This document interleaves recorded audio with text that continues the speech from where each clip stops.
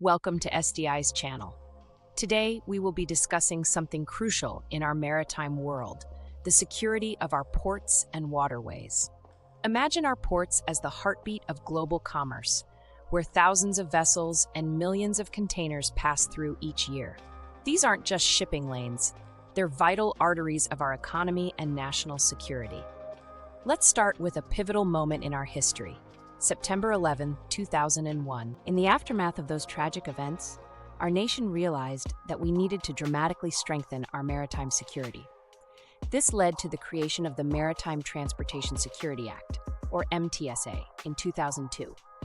Think of MTSA as a comprehensive shield designed to protect our maritime infrastructure from threats that could harm people, damage our environment, or disrupt our economy. But here's where it gets interesting. The threats we face today look very different from those we faced in 2002. Back then, we were primarily concerned with physical security, preventing unauthorized access, screening cargo, and protecting against visible threats. Today, some of our most serious threats are invisible, traveling through computer networks and targeting the very systems that keep our ports running.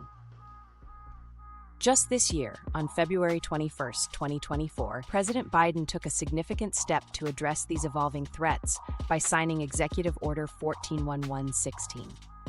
This order is a game changer because it recognizes that in today's world, a cyber attack on a port could be just as devastating as a physical attack. The Coast Guard now has enhanced authority to tackle these cyber threats head-on, and facilities must report cyber incidents quickly, much like they would report a physical security breach. Let me paint a picture of what this means for MTSA-regulated facilities, the ports, terminals, and other maritime installations that fall under these regulations. These facilities now need to think about security in multiple dimensions. It's not enough to have security guards and cameras anymore. They need sophisticated cybersecurity systems, trained personnel who understand both maritime operations and cyber threats, and comprehensive plans for preventing and responding to cyber incidents. Think of it like building a modern castle. In medieval times, you needed strong walls and guards.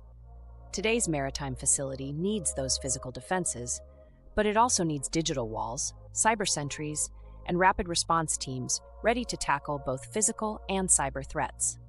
Let me break down what facilities need to do to achieve compliance with these new requirements.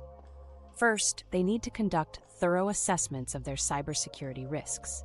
This means examining every computer system, every network connection, and every point where digital information enters or leaves the facility. It's like doing a complete security audit of a building, but in the digital realm. They also need robust incident response plans. Imagine you're running a port facility and discover a cyber intrusion. What do you do first? Who do you call? How do you contain the threat while keeping critical operations running? These are all questions that need clear, documented answers before an incident occurs. Training is another crucial component. Every person working in these facilities needs to understand their role in maintaining cybersecurity. From the dock workers to the IT staff to the facility managers, everyone needs to know how to identify potential threats and respond appropriately. This includes regular drills and exercises, just like we conduct fire drills or other emergency response training. Collaboration is also key. Facilities need to work closely with the Coast Guard, share information about threats with other facilities, and stay connected with law enforcement and intelligence agencies. Think of it as a neighborhood watch program, but for maritime cybersecurity. The maritime sector is facing sophisticated adversaries who are constantly developing new ways to breach our defenses. That's why continuous improvement is so important. Facilities need to regularly update their security measures, test their defenses, and learn from any incidents or near misses. As we wrap up, I want to emphasize that maritime cybersecurity isn't just about compliance with regulations. It's about protecting critical infrastructure that our nation depends on. Every day, millions of dollars worth of goods flow through our ports. Our economy, our national security, and our way of life depend on keeping these facilities safe and operational. Remember, in today's interconnected world, security is everyone's responsibility. Whether you're managing a port facility, working on the docks, or studying maritime security, you have a role to play in protecting our maritime infrastructure. By understanding these enhanced security measures and taking them seriously, we all contribute to the safety and prosperity of our nation's maritime domain.